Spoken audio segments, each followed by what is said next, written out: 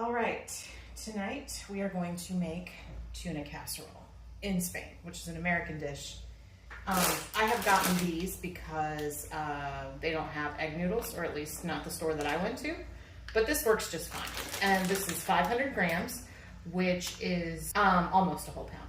So it says 10 minutes, but we want to cook it 2 minutes less. So whatever pasta you do use, whether it's egg noodles or this kind, you want to cook it a little tiny bit less than what it says, because you don't want it to cook too long, because it'll get mushy when you mix it with everything else.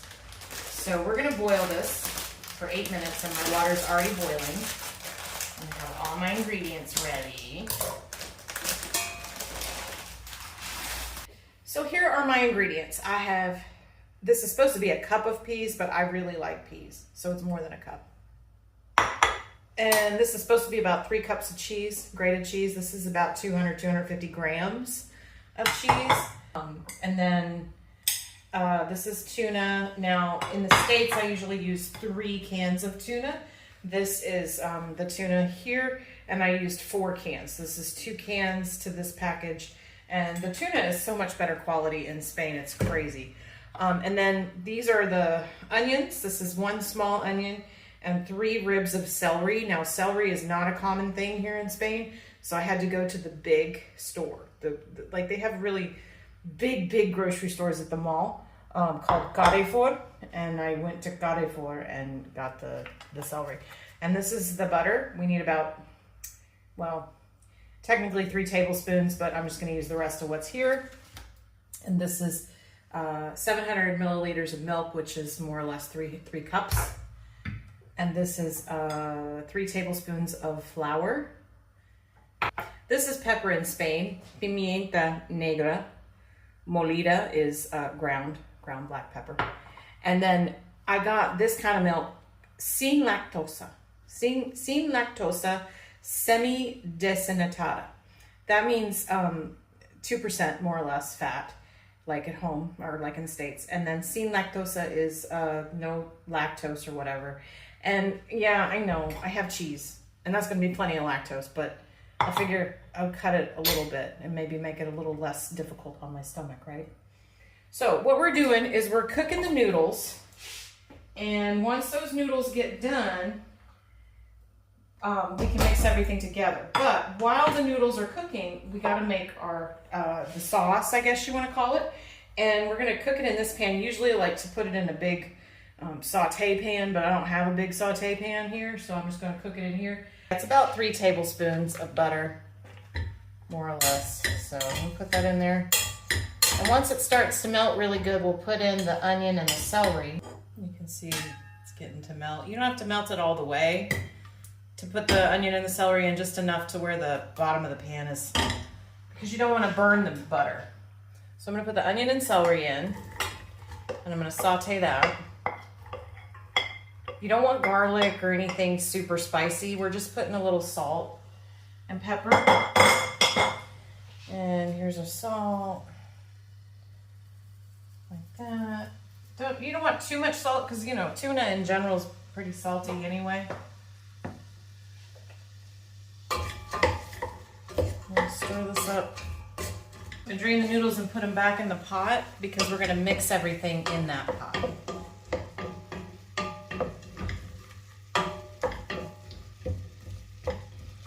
So I put my salt in there. I need to put a little pepper.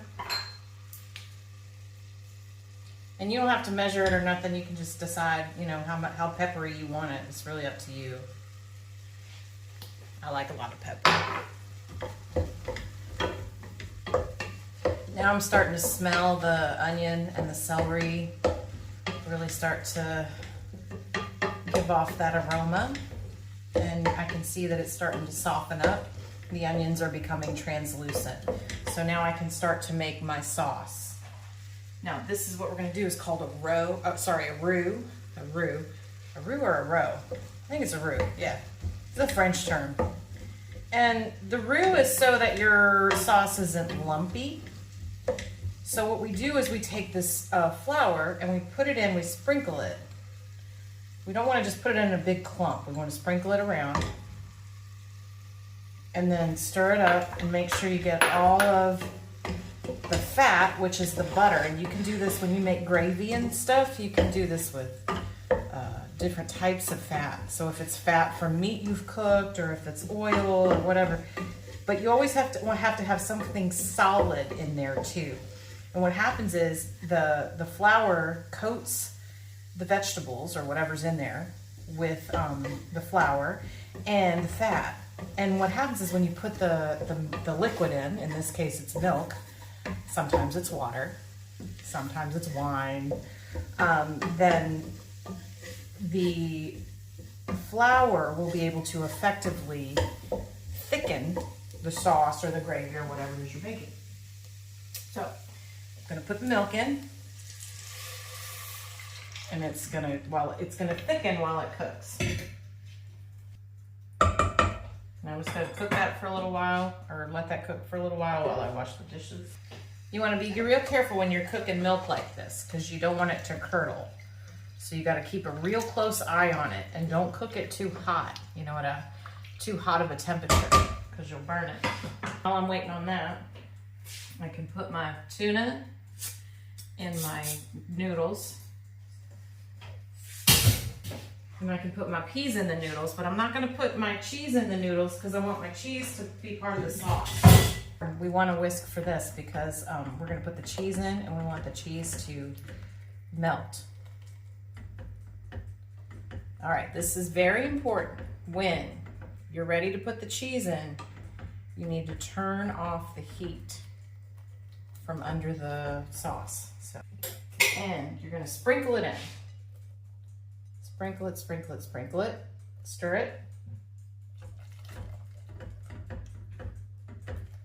And you wanna just let the hot milk or the hot sauce melt the cheese, because if you melt the cheese too quickly, it'll get all grainy, and you don't want that grainy kind of consistency with your sauce.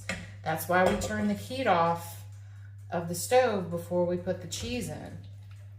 And we put it in little by little. We don't put too much in at a time because it'll get that grainy consistency. Now, if you ever have a sauce and it gets grainy like that, like if you make nacho cheese sauce or something, you can put it in the blender. But we can't put this in the blender because we have the onion and celery. We need the onion and celery to be solid. We don't want it to be all mushed up. All right, that sauce looks really, really, really good. Now remember, we put salt and pepper in there already. We don't need to do that. And then I got my vegetables. I got my peas and my tuna and my noodles in there. I'm gonna pour this over, just like that.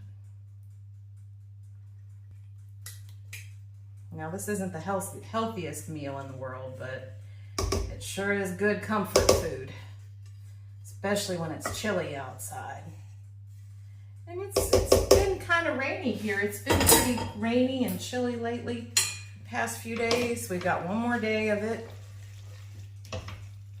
We took the train, me and my friend, a couple friends, we took the train to the mall. And it's called Bahia Sur, means South Bay. South Bay Mall, and it's very big. Well, not very big, but it's big enough. And it's got a huge Carrefour, which is a French store. It's from France. And it's kind of like a Walmart in that it has all that stuff. I'd say it's a little bit nicer than Walmart, but not like, I guess it's like Target, more like Target than Walmart. Now, I stir it up in this big pot because if you put it in this pan and stir it, you're gonna make a mess because there's just not enough room. Put this in there, and then we're gonna cook it at 350 degrees for about 25 minutes. Now, 350 degrees in Celsius is about 176 degrees. So we'll cook it. And then we'll have my guests taste test it. Now they're from Germany. They've never ever had anything like this before. So they're gonna taste test it and you'll get to see. I would say that they definitely enjoyed it.